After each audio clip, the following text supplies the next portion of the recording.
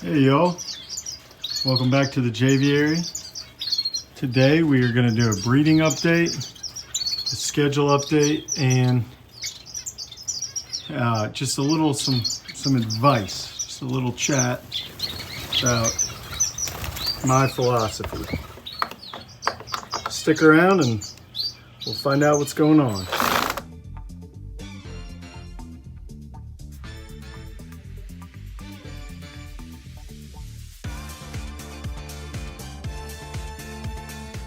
Doing some fall cleaning.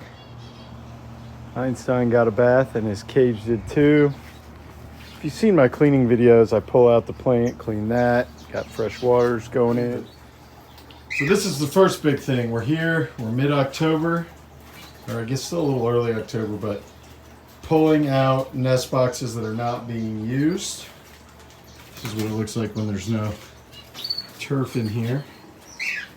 And generally trying to get things clean in here. All the new masked grass finches are in except for this one that's still working on the leg, but it's a little bit, you can tell in this video, he's trying to use the leg now. So the veterinarian paper that I read about it called for 3 weeks. We're at 3.5. I'm going to give him an extra half a week. Just make sure we're healed. And then out here we have some fun developments. So in here we have a clutch of Gouldians that is due to hatch. Oh, there goes mom or dad. See if we have any hatchlings yet. No, not yet, but all these eggs are fertile, so any day now we'll get some babies. And over here, obviously we have a shaft tail in here with just 2 eggs. No sign of fertility yet, but they're new. I'm not sure anybody's using this nest, but or laying in it rather. Oh no, somebody is laying in it. Looks like, that might just be a white feather. Somebody's laying in here. And then looks kind of naked. I'm missing a bunch of nests. I had a clutch of 5, and I'm thinking we're starting to get down into the 70s at night, and we're down to just 2 now. But I'm going to put a heater out here tonight, and hopefully we can finish strong with the Gouldians. Nobody else. Up here we have some baby zebras in this nest. I really like these nests except for they open the wrong way. Let's see if I can show you. Keep the light on them. They're moving around in there. Sorry guys. And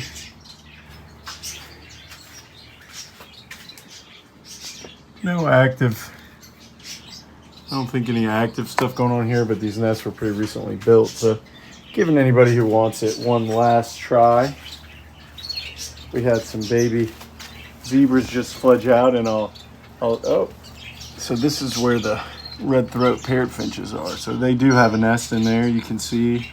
I don't know if those eggs are going to be fertile or not, but we'll see. And then a really fun thing, and I'll do a quick cutaway here to show you.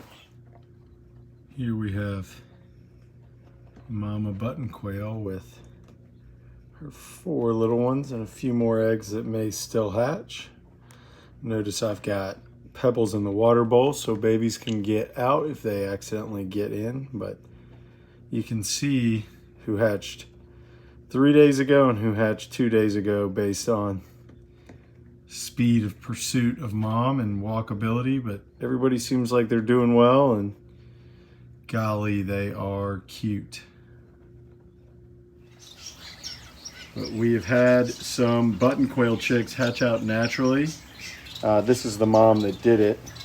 My friend Michael sent me this hen, and for whatever reason, normally they won't sit the full time, but she is my champion. So for the first time here, we've hatched some natural button quail, and then we've also hatched, I hatched some in an incubator my friend Cindy did for me. So if you're looking for button quail, I'm your guy.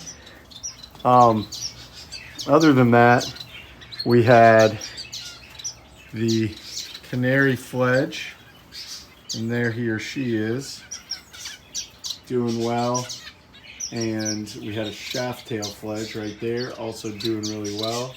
Had some doves fledge, got a bunch of doves available if anyone's interested. And like I said, all the other masked grass finches went in. Really excited to have so many of them now. And then the male star from Chris is coloring up. And we've got 4 Borks in here, including the really pretty Rubino from Chris. It's just an incredibly beautiful bird. So we're gonna finish strong. Right now I've fledged like 98 chicks. We'll fledge a few more. The cockatiels inside still have one more. But we're having a strong breeding season, and we're well poised for next year to have an even stronger one, which I'm really excited about. Chris and I talked about in a recent podcast. I'm always thinking about next year, even before this year's over. And the next big step out here, you can see after a year, all the 6 months or so, 6 months, all the fake greenery gets really worn out, picked through, everything gets covered in poop. So pretty soon we will be replacing all of this. I've got a big stack of branches in the garage already, so and something I really look forward to. It's kind of there she is back on her eggs. You rock.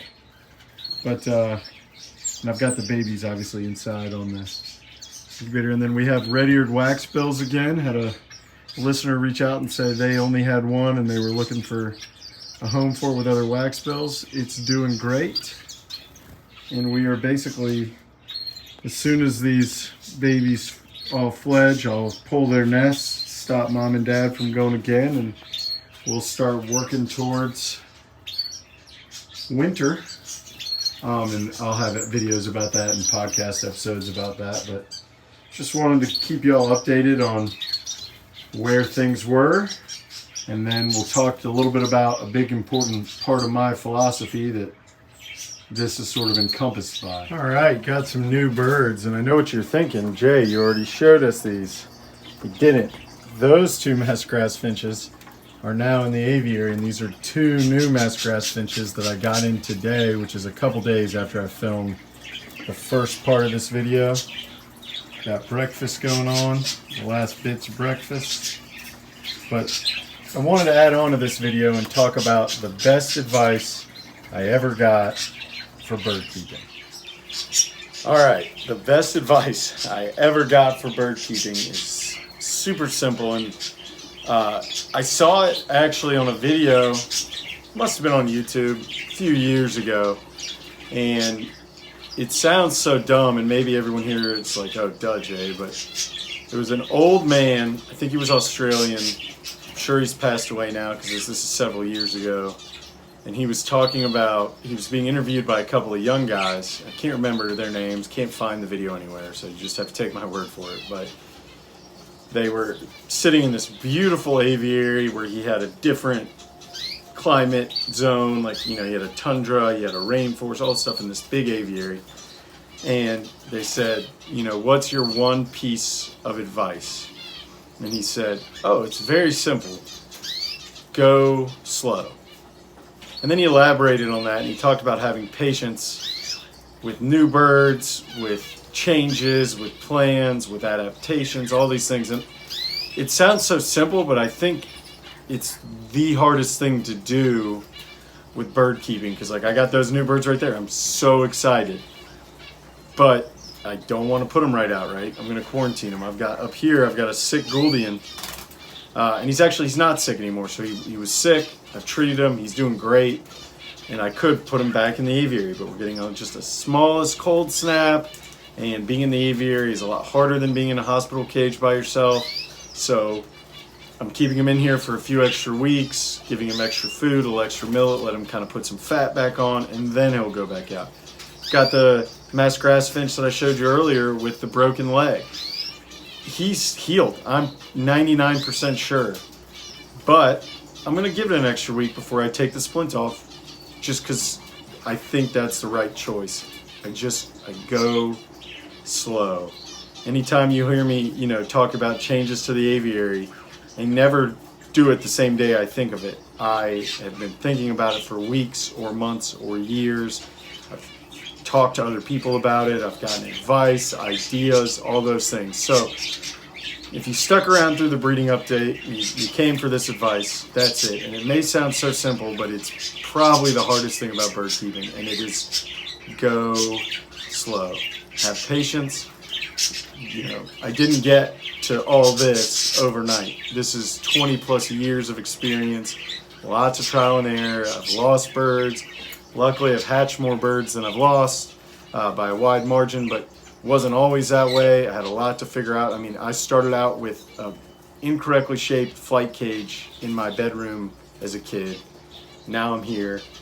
You can do that too, but you got to learn. You got to have the desire to learn, the patience to learn, and the patience to take it slow and figure things out. So if you got any questions, as always, shoot me a DM, drop in the comments, reach out. But thanks, Flock, for flying along with us, and we'll catch you in the next one.